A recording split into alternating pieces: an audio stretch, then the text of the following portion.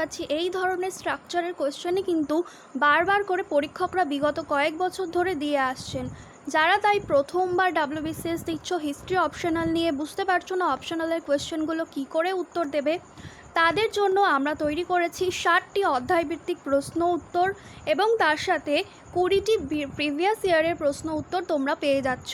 পুরোটাই তোমরা পেয়ে যাবে পিডিএফ আকারে, যাতে হিস্ট্রি অপশনাল নিয়ে প্রথমবার যারা দিচ্ছ এবং অনেক বছর ধরে যারা দিয়ে আসছো তাদের যাতে আর কোনো সমস্যার সম্মুখীন না হতে হয়, তার জন্য তোমাদের জন্য বাছাই করা বিভিন্ন এক্সপার্ট টিচার্সদের সাথে পরামর্শ করে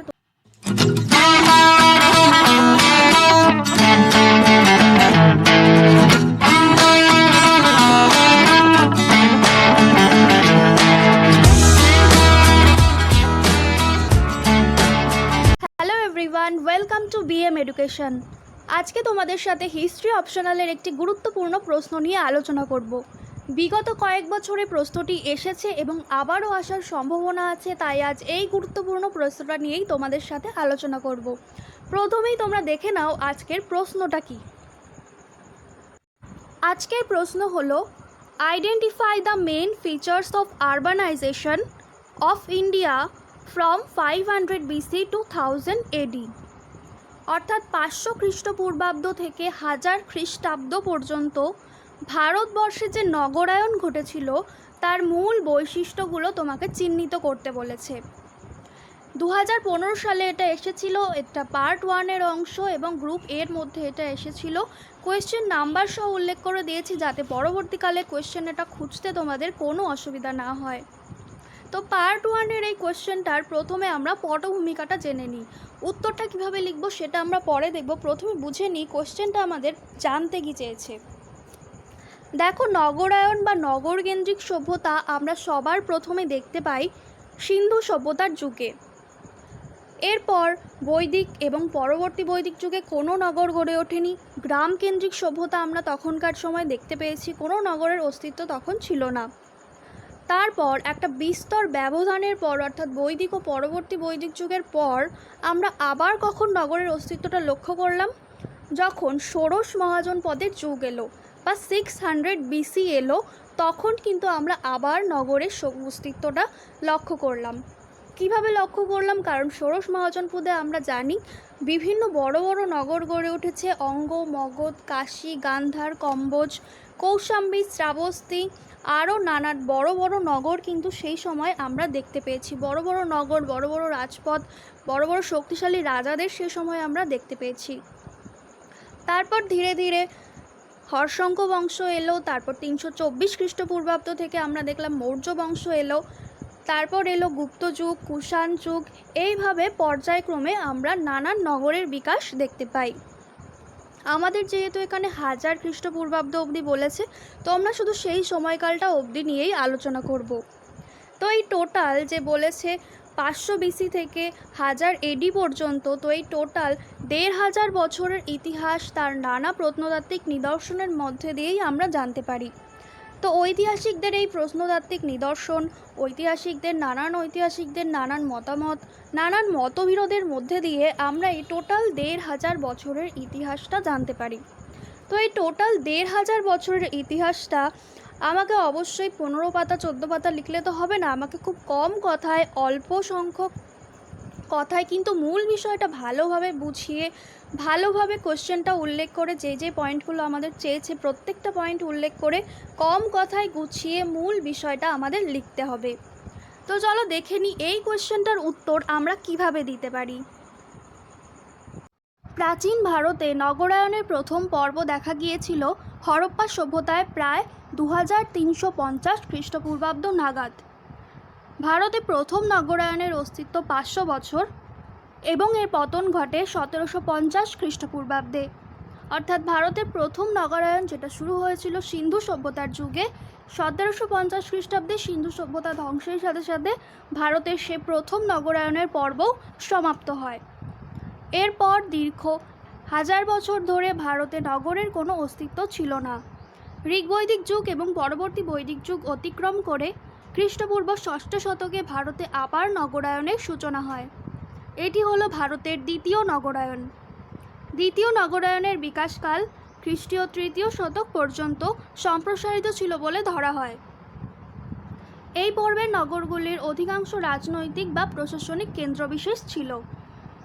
এই যুগের নগরগুলি ছিল বিস্তীর্ণ পশ্চাৎভূমি সম্পন্ন, যে ভূমির কৃষি ছিল অত্যন্ত সমৃদ্ধ, এবং এই সময়কার নগরগুলি কোনো না কোনো গুরুত্বপূর্ণ বাণিজ্য পথের ধারে গড়ে উঠেছিল। অর্থাৎ দ্বিতীয় পর্বের নগরের বৈশিষ্ট্যের ক্ষেত্রে কী দেখা যাচ্ছে, বিভিন্ন বাণিজ্য পথের ধারে, সেটা সমুদ্রপথ হোক বা স্থলপথ, তো সেই সমস্ত এলাকার আশেপাশে দিয়েই এই দ্বিতীয় নগরায়নের যে নগরগুলো ছিল সেগুলো গড়ে উঠেছিল।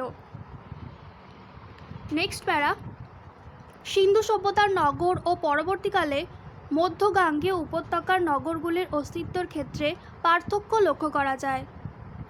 হরপ্পা ছিল মূলত মরু অঞ্চল, ফলে পাথর ও ব্রোঞ্জের হাতিয়ার দিয়ে এই অঞ্চলের বৃক্ষাদি বা অরণ্য পরিষ্কার করা সম্ভব ছিল।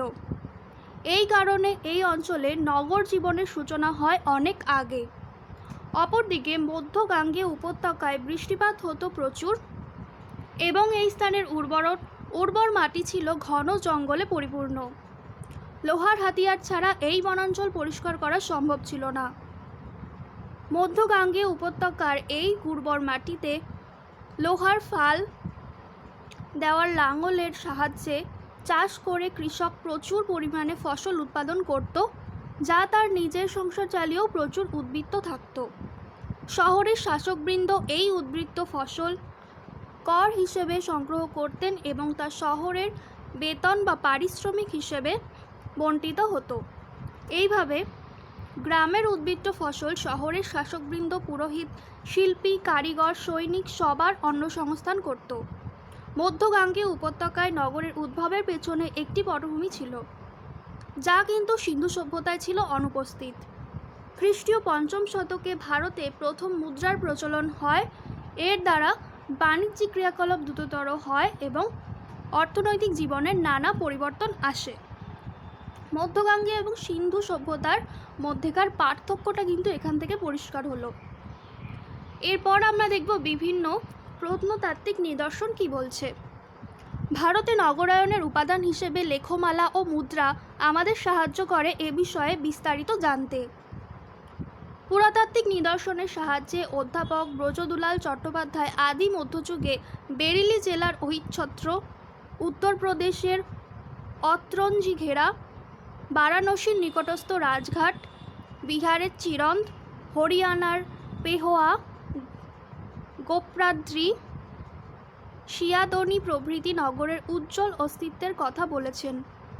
হরিয়ানার কার্নাল জেলার পেহোয়া বা প্রাচীন পৃথুদক নগরের অস্তিত্ব ৮৮২ থেকে ৮৩ লেখতে দেখতে পাওয়া যায়। এই নগরটি গুর্জর প্রতিহারদের ভূখণ্ডের অন্তর্ভুক্ত ছিল। এই নগরটি নিগম বলেও লেখতে অভিহিত। ৭৭৬ থেকে ৯০৭ খ্রিস্টাব্দের মধ্যে উৎকীর্ণ ১০টি লেখ থেকে আমরা তত্ত্বানন্দপুর সম্পর্কে অনেক তথ্য পাওয়া যায়। এই বসতি যে পুরোদস্তুর নগর ছিল তার প্রমাণ পুরু এবং পত্তন শব্দ দুটির প্রয়োগ। লেখমালা থেকে এই নগরের ছোট ও বড় রাস্তা, বাসগৃহ, দোকানের তথ্যনিষ্ঠ বিবরণ পাওয়া যায়। ৭৭৫ ও ৮৭৫ এবং ৮৭৬ খ্রিস্টাব্দের দুটি লেখ থেকে গোপাদ্রি এবং আধুনিক গোয়ালিয়রের অস্তিত্বের কথা জানা যায়। অর্থাৎ প্রত্নতাত্ত্বিক নিদর্শন থেকে নানান গুরুত্বপূর্ণ নগরের কথা কিন্তু আমরা জানতে পারি। নেক্সট বলেছে, খ্রিস্টপূর্ব ৫ম শতকে মধ্যগাঙ্গেয় উপত্যকায় কৌশাম্বী, বারাণসী, বৈশালী, চম্পা প্রভৃতি নগরের উদ্ভব হয়। সূচনা পর্বে এই নগরগুলির জীবনযাত্রার মান উঁচু ছিল না। বাড়িগুলি ছিল মাটির এবং ছাউনি ছিল খড়ের। এই সময় কাঠের বাড়িও তৈরি হতো। মৌর্য যুগের ঘন বসতিপূর্ণ এলাকায় পোড়ামাটির চক্রবেষ্টিত কূপের মতো গর্ত পাওয়া গেছে। মনে হয় এগুলি শৌচাগার হিসেবে ব্যবহৃত হতো বা এখানে নোংরা দূষিত জল জমা হতো। সমকালীন পালি সাহিত্যে প্রচুর নগরের উল্লেখ আছে। দীর্ঘনিকায়ের মহাপরিনির্বাণ সূত্র থেকে বুদ্ধদেবের সমসাময়িক সমগ্র ভারতে ৬০ 8টি নগরীর কথা জানা যায়। এগুলির মধ্যে উল্লেখযোগ্য হল চম্পা, রাজগৃহ, শ্রাবস্তী, সাকেত, কৌশাম্বী, বারাণসী, বৈশালী, চিরান্ত প্রভৃতি। মূলত কারিগরি শিল্পকে কেন্দ্র করে এই নগরগুলির পত্তন হয়। এই সব নগরগুলিতে শিল্পী ও ব্যবসায়ীরা বসবাস করত। তারা নিজ নিজ সমবায়, সংঘ বা নিগম গড়ে তুলেছিল। নেক্সট প্যারা, মৌর্য যুগে রাষ্ট্রীয় উদ্যোগে নগরের বিকাশ হতে থাকে। গ্রিক দূত মেগাস্থিস, চৈনিক পরিব্রাজক ফাহিয়েন ও হিউয়েনসাংয়ের বিবরণে মৌর্য সম্রাট চন্দ্রগুপ্তের আমল মগধের রাজধানী পাটলিপুত্র নগরের সমৃদ্ধশালী রূপ ফুটে উঠেছে। এছাড়া এই যুগের অন্যান্য সমৃদ্ধশালী নগরগুলি ছিল তক্ষশিলা, পুষ্কালাবতী, মথুরা প্রভৃতি। পতঞ্জলির মহাভাষ্যে মৌর্যোত্তর যুগের কিছু নগরীর উল্লেখ পাওয়া যায়। সেগুলি হল অহিচ্ছত্র, অবন্তী, কাঞ্চিপুর, উজ্জয়িনী, কান্যকুব্জ, কাশী, হস্তিনাপুর, নাসিক প্রভৃতি। এই নগরগুলি ছিল বিলাস ব্যসন এবং শিল্প বাণিজ্যের কেন্দ্র। এই যুগের আর্থিক সমৃদ্ধির কারণ হিসেবে কুষাণ আমলের রোম, ভারত বাণিজ্য, মধ্য এশিয়ায় কুষাণ আধিপত্য এবং চীন ও ইউরোপের বাণিজ্যের জন্য কুষাণ সাম্রাজ্যের অভ্যন্তরে সুবিখ্যাত রেশমপথ প্রভৃতির কথা বলা যায়। নগরায়নের প্রসার সমাজে জাতিভেদ প্রথার ক্ষেত্রে উদারতা ও নমনীয়তা নিয়ে এসেছিল। ভারতীয় জাতি ব্যবস্থায় অবনমিত শূদ্ররা কালক্রমে রাজনৈতিক ক্ষমতা ও আর্থিক প্রতিপত্তি অর্জন করলে ধর্মশাস্ত্রগণ অনিচ্ছা সত্ত্বেও তাদের মিশ্র জাতি হিসেবে ভারতীয় বর্ণ ব্যবস্থায় অন্তর্ভুক্ত করেন। এ বিষয়ে ডক্টর রণবীর চক্রবর্তী বলেন, নগরের যে বাণিজ্যিক ও প্রশাসনিক ক্রিয়াকলাপ চলে তার দরুন শহর এলাকায় বহু অঞ্চলের জনগোষ্ঠীর মধ্যে সম্পর্ক ও ভাব বিনিময় ঘটা স্বাভাবিক। বৈচিত্র্যের এই পরিমণ্ডল গোঁড়ামি ও রক্ষণশীলতাকে হ্রাস করে, সমাজ ও অর্থনীতিকে সজীব ও প্রাণবন্ত করে তোলে। নেক্সট প্যারা, ডক্টর রামশরণ শর্মা এবং অধ্যাপক BNS যাদবের মতে গুপ্তযুগ থেকে নগরের সংখ্যা হ্রাস পেতে থাকে। এ সত্ত্বেও 600 খ্রিস্টাব্দ পর্যন্ত কিছু নগর টিকে ছিল। তিনি 600 থেকে 1000 খ্রিস্টাব্দ নগরের সার্বিক অবক্ষয়ের কথা বলেছেন। রামশরণ শর্মার মতে এই সময় বৈদেশিক বাণিজ্য সংকুচিত হতে থাকে, ফলে পূর্ববর্তী নগরগুলি ক্রমশ অবক্ষয়ের পথে যায়। কুষাণ, সাতবাহন প্রভৃতি রাজন্যবর্গের অবসানের পর রাজ পৃষ্ঠপোষকতা থেকে বঞ্চিত হয়ে সাম্রাজ্যের অভ্যন্তরস্থ ব্যবসা বাণিজ্য ও নগরগুলির সমৃদ্ধির বিনাশ ঘটে। খ্রিস্টীয় 3য় শতকের মাঝামাঝি সময়ে বৈশ্য ও শূদ্ররা মধ্যপ্রদেশ, মহারাষ্ট্র ও অন্ধ্রপ্রদেশ অঞ্চলে উচ্চবর্ণের কর্তৃত্বের বিরুদ্ধে বিদ্রোহ করে ব্যবসা ও কৃষিকার্য থেকে বিরত থাকে এবং কর প্রদান বন্ধ করে দেয়। তাদের বিদ্রোহের ফলে নগরবাসী রাজা ও রাজকর্মচারীদের ভরণপোষণ অসম্ভব হয়ে পড়ে। এই অবস্থায় রাজা বেতনের পরিবর্তে ভূমি দান করতে বাধ্য হন। এর ফলে শিল্প ও ব্যবসা বাণিজ্য গুরুত্বহীন হয়ে পড়ে। সামন্ততান্ত্রিক প্রবণতা বৃদ্ধি পায়, নগর জীবনের অবক্ষয় শুরু হয় এবং বহু নগরী পরিত্যক্ত হয়। উপরিউক্ত তত্ত্বের বিরোধিতা করেছেন ডক্টর ব্রজগোপাল চট্টোপাধ্যায়। বিভিন্ন প্রত্নতাত্ত্বিক সাক্ষ্য প্রমাণের ভিত্তিতে তিনি দেখিয়েছেন এই যুগে কোনো অবক্ষয়ের চিত্র নেই, বরং বহু স্থানে নগরগুলি সমৃদ্ধশালী হয়ে উঠেছিল। উদাহরণ হিসেবে তিনি অহিচ্ছত্র, পেহোয়া, বেলগাঁও প্রভৃতি শহরের নাম করেছেন। এ সময় কৃষির সমৃদ্ধি ও বাণিজ্যের বিস্তারের ফলে দক্ষিণ ভারতে যথেষ্ট নগরায়ন ঘটে। অর্থাৎ এটা বলা যায় যে এই যুগের সার্বিক নগরায়ন ও অবক্ষয় একসাথেই চলেছিল। 1000 খ্রিস্টাব্দের পূর্বেই উত্তর ও মধ্য ভারতে পূর্ণাঙ্গ নগরের বিকাশও অধ্যাপক ব্রজদুলাল চট্টোপাধ্যায় প্রমাণ করেছেন। একেই তিনি 3য় পর্বের নগরায়ন বলে মনে করেন। এই পর্বের নগরায়নের মূল কেন্দ্র নেই। 3য় পর্বের নগরগুলির বেশিরভাগ আঞ্চলিক পরিমণ্ডলে সীমাবদ্ধ ছিল এবং স্থানীয় বাণিজ্যের সঙ্গে ঘনিষ্ঠভাবে যুক্ত ছিল। স্থানীয় শক্তির বিকাশ ও স্থানীয় ক্ষমতাধর গোষ্ঠীর উত্থান বিভিন্ন অঞ্চলে নগর গড়ে তুলতে সহায়ক হয়। দ্বিতীয় পর্বের নগরগুলি যেমন অধিকাংশই বৃহদায়তন শক্তির কেন্দ্র ছিল, সে তুলনায় আদি মধ্যযুগের নগর বেশিরভাগ ক্ষেত্রেই নানান স্তরে ও নানা প্রকারে স্থানীয় শক্তিকেন্দ্র হিসেবে বিকশিত হয়েছিল। তাহলে দেখলে তোমরা হরপ্পা সভ্যতা ধ্বংসের পর খ্রিস্টীয় 6ষ্ঠ শতকে একটা বিস্তর ব্যবধানের পর যে দ্বিতীয় নগরায়নটা আমাদের শুরু হলো, তারপর মধ্যগাঙ্গেয় উপত্যকার যে সমস্ত নগরগুলো ছিল তাদের বৈশিষ্ট্য, তার সাথে বিভিন্ন বড় বড় নগর কৌশাম্বী, বারাণসী, চম্পা, বৈশালীর মতো বড় বড় নগর, শ্রাবস্তী, রাজগৃহ, পাটলিপুত্র, এই ধরনের বড় বড় নগরের কিছু বৈশিষ্ট্য আমরা দেখলাম। তারপর এলো মৌর্য যুগ, কুষাণ যুগ, পরবর্তীকালে এলো গুপ্ত যুগ, পরবর্তী গুপ্ত যুগ। এর মধ্যে দিয়ে আমরা গেলাম তৃতীয় নগরায়নের পথে, যে সময়কাল পর্যন্ত আমাদের কোয়েশ্চেনে চেয়েছে। তো এইভাবে আমরা কোয়েশ্চেনটা শেষ করলাম। তার সাথে আমাদের অবশ্যই যেটা দিতে হবে সেটা হলো প্রত্নতাত্ত্বিক নিদর্শন সম্পর্কে কয়েকটা কথা তো আমাদের দিতেই হবে।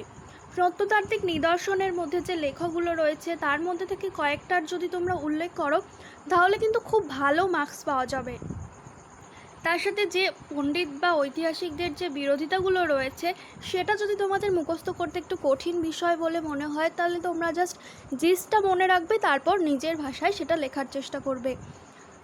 জিস্ট মনে রেখে নিজের ভাষায় লেখাটাই কিন্তু পরীক্ষকরা তোমাদের কাছে চাইছেন। তোমাদের নিজের চিন্তা শক্তি দিয়ে তোমরা কী লিখছো সেটাই কিন্তু এক্সামিনাররা দেখতে চাইছেন।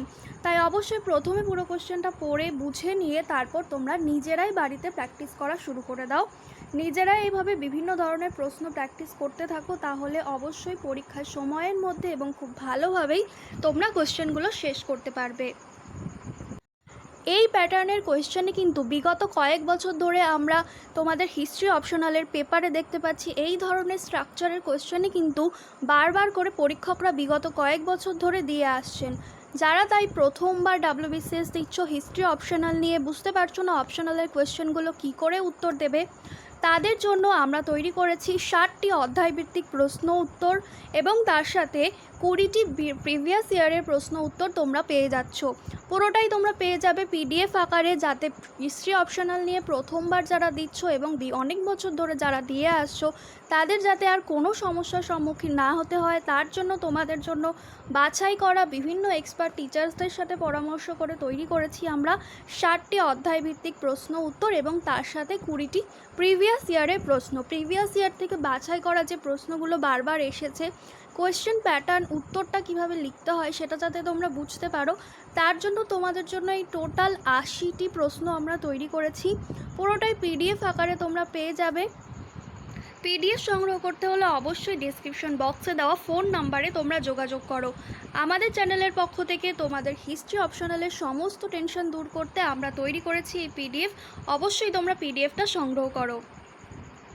তো বন্ধুরা, শেষ করছি আজকের ভিডিওটা ভালো লাগলে লাইক এবং শেয়ার করে দাও এবং এই ধরনের আরও ভিডিওর জন্য অবশ্যই সাবস্ক্রাইব করে রাখো BM এডুকেশন। ভিডিওটা শেষ পর্যন্ত দেখার জন্য থ্যাংক ইউ।